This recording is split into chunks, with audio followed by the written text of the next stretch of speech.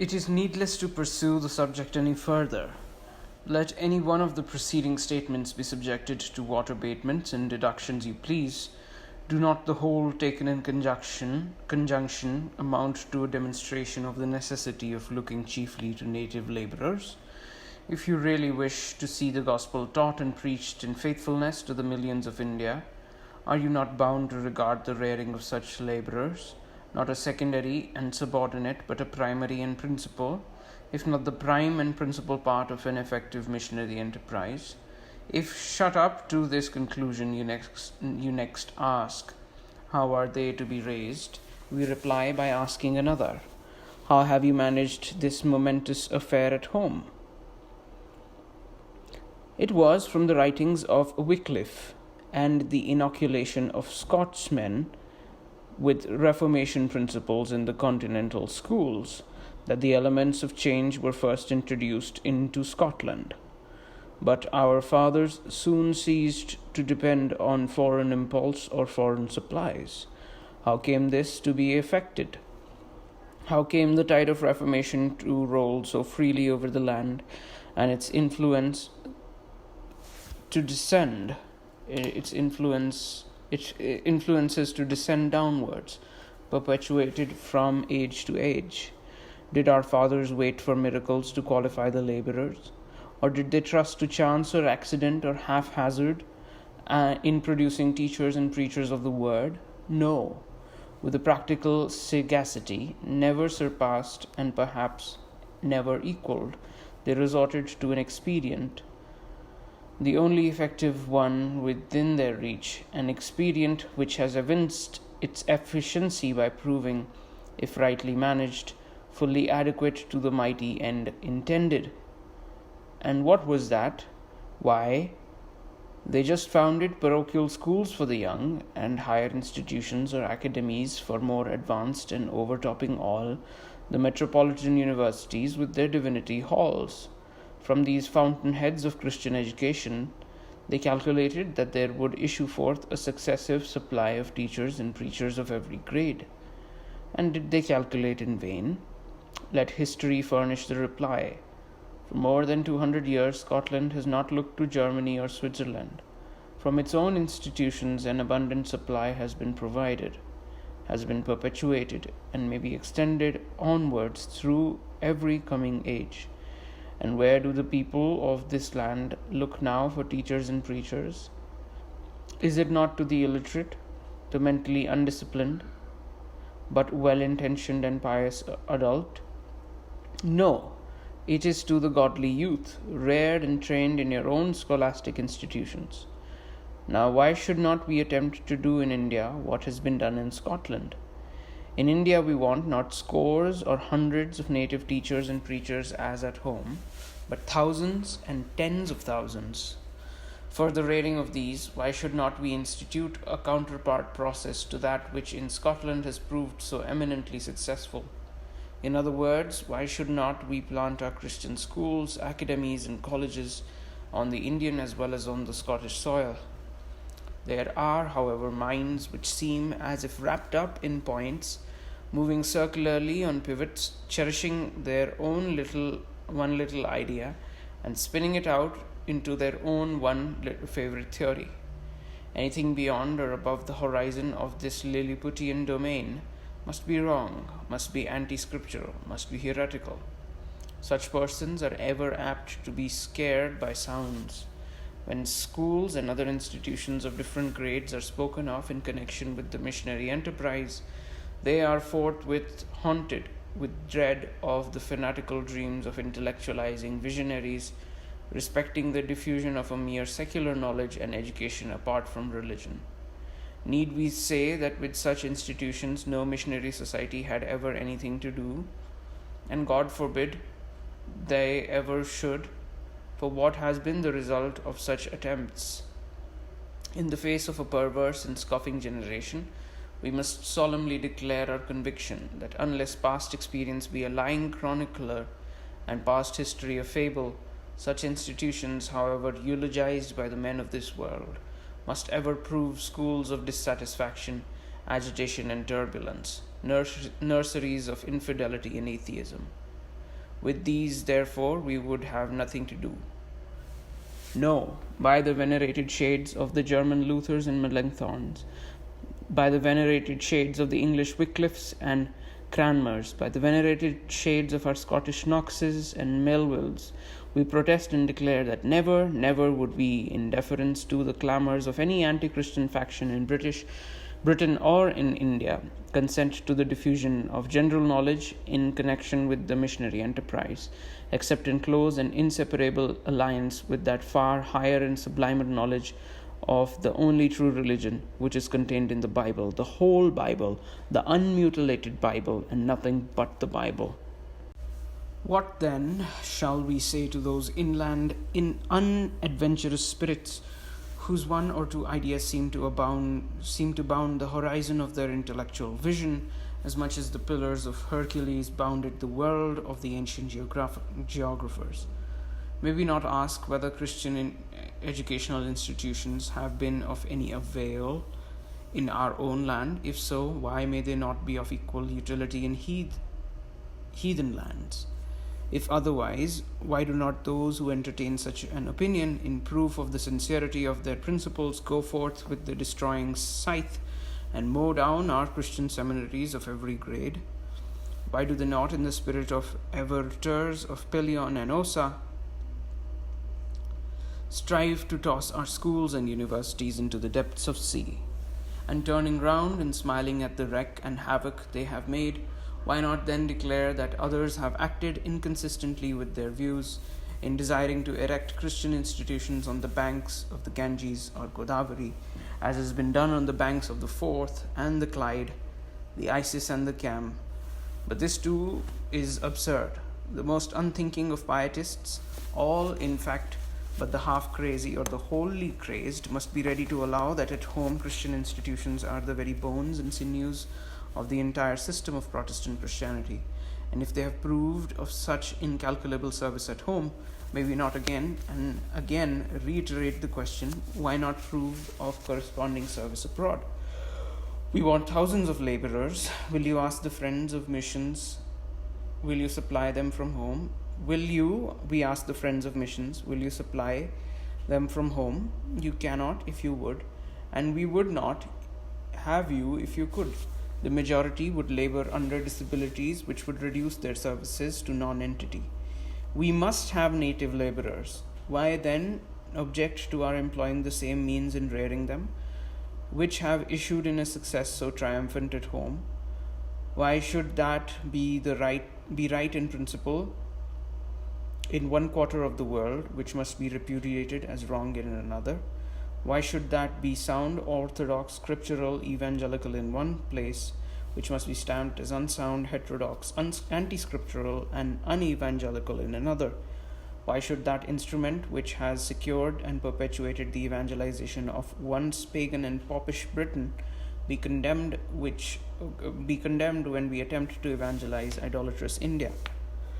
To secure a race of native propounders of the truth as it is in Jesus, fraught with the possession of all knowledge, human and divine, and richly endowed with the treasures of grace, is our grand, specific, and central design in wishing to establish Christian seminaries in India after the model of those at home, and not, as has been slanderously reported, in order to elevate human learning at the expense of divine truth, or to regenerate a benighted people by the diffusion of mere useful knowledge, or to countenance the demi-infidel scheme of civilizing first and Christianizing afterwards.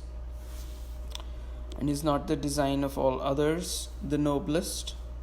Is there not in the proposed means a peculiar adaptation to the proposed end, an adaptation sanctioned by the approbation of the wisest and most enlightened patriarchs of the Christian faith, an adaptation recommended by the most successful experiments of a triumphant Protestantism? If the means be inappropriate, we demand to know by what species of moral and spiritual alchemy, in the absence of miraculous interposition, can qualified teachers and preachers be secured either in Britain or in India, apart from an enlightened Christian education? If there be any, we demand that the process be explained to us, that we may be saved from the heartless, thankless expenditure of labor and of money and in supporting schools, academies, and colleges. If there is no other, let us not be incessantly taunted and jeered merely for instituting, not as the vagary of theory, but as the result of experiment, the most effectual apparatus which the records of history point out as at all commensurate with the end contemplated. In this view of the case, besides nominating men directly to preach the gospel, one grand and primary object with all our societies should be to send forth individuals whose specific commission might be to devote their time and talents and energies to the raising up of numbers qualified to sound the gospel from shore to shore. Hitherto, in the practical working of the general system, the leading object has been to send forth men to discharge the former of these functions rather than the latter.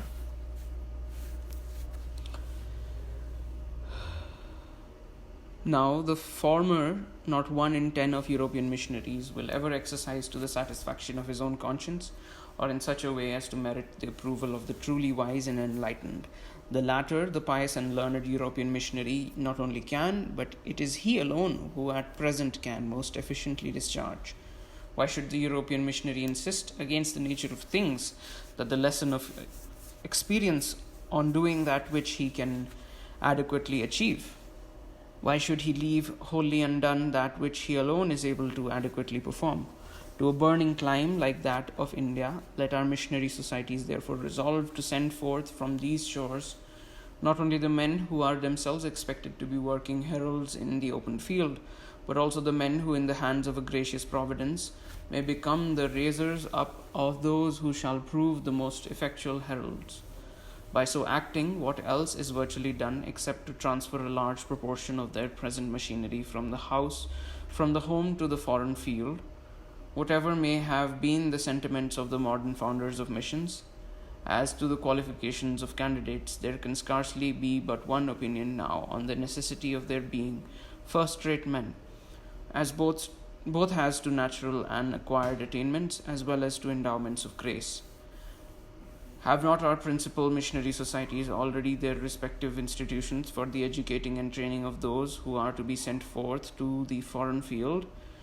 Is it thought to be any desecration of the ministerial character, any lowering of its dignity, that one or more ordained to preach the gospel should be placed at the head of these, our home missionary institutions?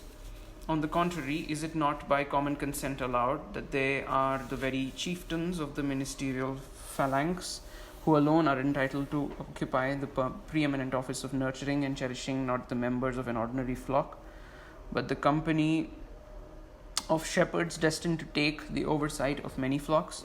Indeed, therefore, of appointing mere preachers to the missionary field, we would have all denominations to send forth some of the most eminent and distinguished of their number to carry on the same work in India and elsewhere which they are now so successfully conducting in Britain.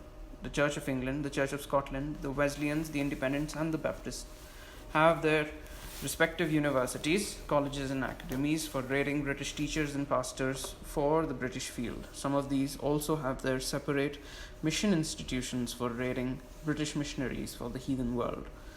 What then do we propose? Simply that each and all of these should establish similar institutions in India for the rearing of Indian native pastors and missionaries for the Indian field.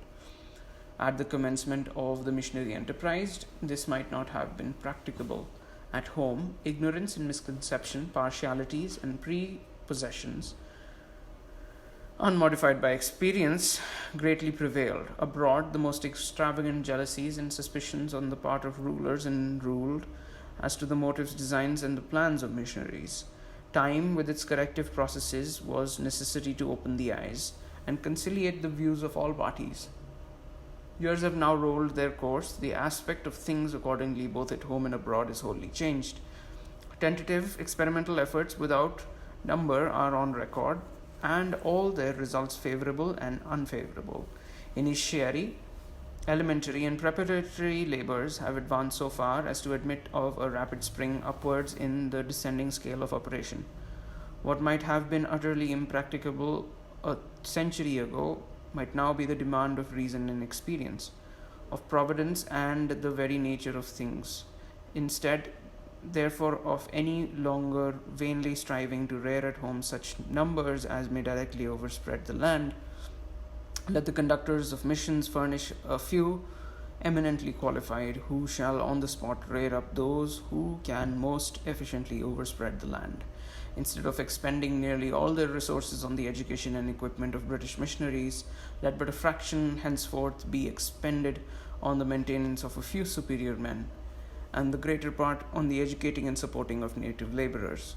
By such a change of system, the progress abroad would in the end be vastly accelerated, and tenfold more real work performed at tenfold less expenditure of British lives and British resources. Such a scheme, vigorously carried out, would no doubt cause a considerable revolution in the present system of missionary operation at home and abroad.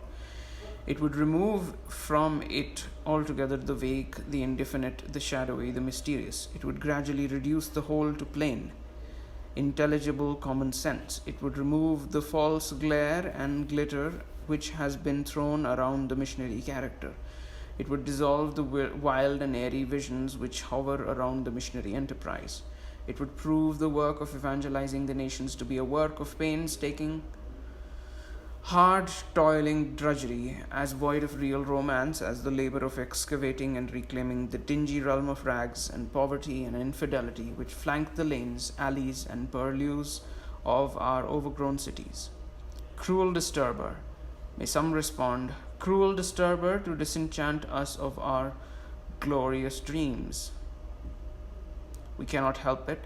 Our only reply will ever be better, far, infinitely better, that British sentimentalists should be deprived of their regalements than that multitudes of the heathen should continue to perish. To the general scheme now advocated, a host of objections will be started. By some it will be said that this is to send forth not missionaries to preach the gospel, but teachers or professors to discipline the young in classrooms and to lecture in the halls of colleges. The insinuation is either that the preaching of the word is hereby neglected or disparaged, or that the latter office is, in comparison with that of preaching, altogether inferior, undignified, and unproductive. Strange inconsideration, inconceivable absurdity. The preaching of the gospel neglected and disparaged, when the main object in view is to magnify and make it honorable by raising up hundreds who can preach it with the greatest effect, and consequently with the most cheering prospect of extended usefulness. As well might he be said to neglect and disparage legal pleadings, who devoted his life to the qualifying of hundreds of those natural endowments, of hundreds whose natural endowments might enable them to plead at the bar more successfully than himself. As well might he be said to neglect or disparage the ministration of medicaments to the sick, the wounded, and the maimed, who expended his energies in qualifying hundreds whose physical and other capacities might enable them to supply the necessary balm more effectually than himself. To talk of inferior or diminished dignity, even if the charge were even if the charge were as well as it is ill-founded, must appear unseemly in the case of those whose large pretensions to humility would lead us to expect that they were prepared to act as hewers of wood and drawers of water in the house of their God, if thereby his service might be promoted and his glory advanced. The speech about unproductiveness is one far more fit for Milton's Paradise of Fools than for an assembly of beings endowed with ordinary reflection. A master mechanist, instead of directly playing the oar to save from the raging billows a crew of shipwrecked mariners, builds 100 lifeboats and instructs thousands how to guide them across the angry surges. When the mighty tempest has strewn the shore with stranded navies, and numbers have been rescued from a watery grave by these lifeboats so buoyant and well manned, can the labors of the mechanist be pronounced unproductive? Again, an engineer, instead of directly plying an hydraulic machine to quench the flames of a blazing edifice, construct 100 fire engines and initiate thousands into the use of them. When a conflagration which has seized some neighboring dwell and threatens to reduce whole streets to ashes has been extinguished by these engines skillfully wrought, Can the labors of the engineer be said to be unproductive? Once more, suppose war to be proclaimed by our sovereign, and all loyal subjects to be summoned to the field. The strong and the active at once present themselves to serve in person. Of those who remain behind, there are some who are fired with the martial spirit. Their heart is with marching armaments. Their conversation breathes of heroism. Though from sundry causes they may be incapacitated for the toils and fatigues of active warfare. Do they remain idle? No, they stir up their neighbors. They infuse the spirit of patriotism into their sluggish bosoms. They accustom their ears to tales of noble daring. They enkindle the flame of generous emulation. They provide the weapons and show how they are to be wielded. They inculcate all the lessons of the military art. They habituate the inexperienced to the evolutions of the field, the stratagems in attack, the dispositions in the camp. In a word, by their appeals, their teaching, and their restless energy, they raise up and equip hundreds of warriors who otherwise would have lagged behind as idle and worthless loungers. These become the flower of the army. Of the number, many distinguish themselves, some at the head of battalions entering besieged cities, others as commanders in the field of glory and of triumph.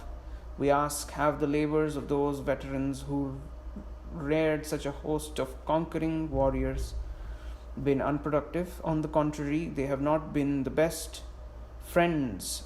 On the contrary, have they not been the best friends of their king, the best benefactors of their country?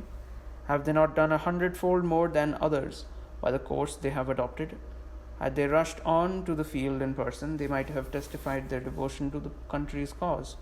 But would they have helped so essentially in saving the king's throne, or in defending their own fellow citizens?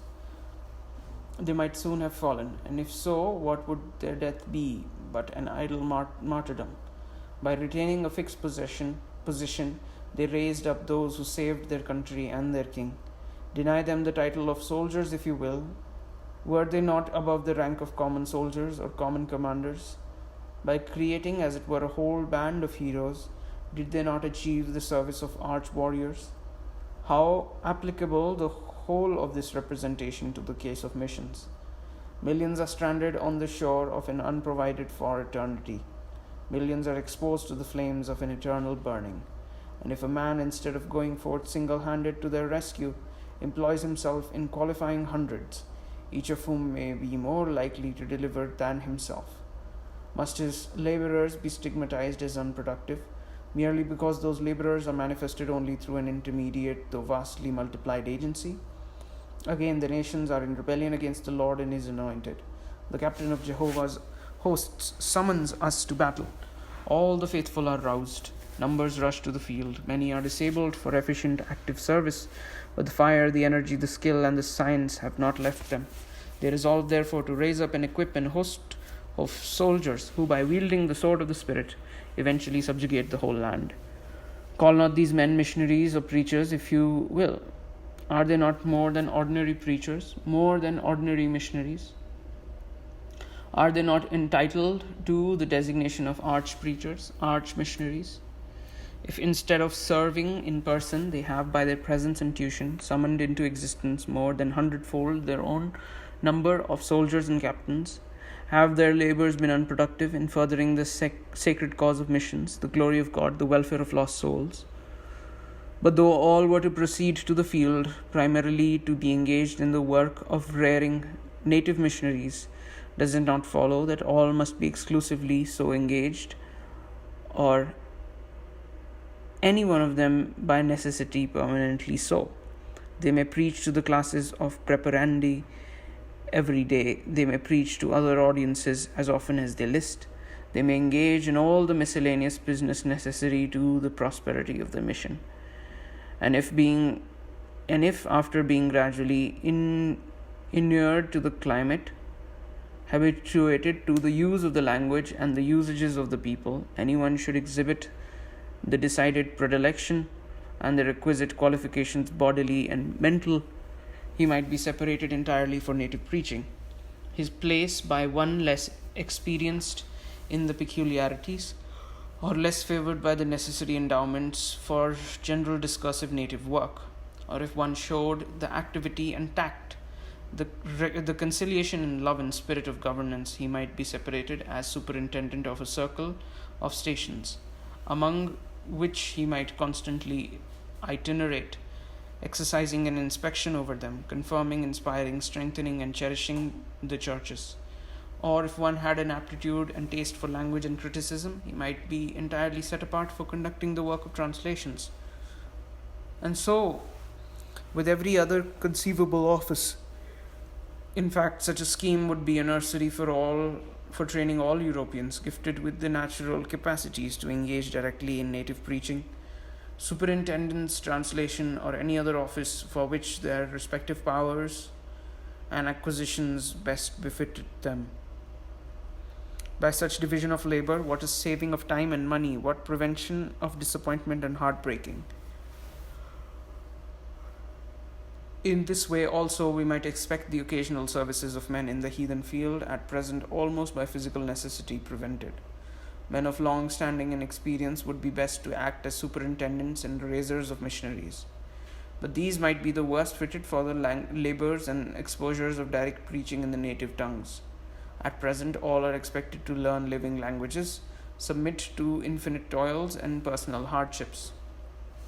Now, when men pass considerably the age of puberty, their individual and social habits are formed and fixed, their organs of speech become rigid, the frame less elastic, and altogether they may conscientiously feel that it amounts to a physical impossibility, that they can ever thoroughly master strange tongues or bear up under the rock of accumulated perils. Thus, even though our most celebrated divines were so willing, we could not expect them to excel in direct preaching to the natives.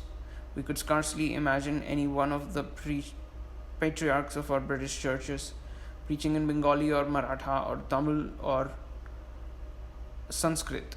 In fact, the past and present system of missions almost of necessity excluded from the field all such men. Almost of necessity threw the entire burden on the young and inexperienced. The child was sent to wield the sword of a giant. Mere striplings were commissioned to bear the armor of Saul. Striplings who never had it in their power to certify their possession of the extraordinary faith, which might cause their stone and sling to prove an equal match for the mighty and wonderful powers of heathenism. Hence, one of the reasons why there are so many laborers in the foreign field with hands hanging down, knees feeble, and feet lame, with little or no cheering progress. According to the other system, what is there to prevent some of the most eminent of our theologians from going forth themselves into the missionary field?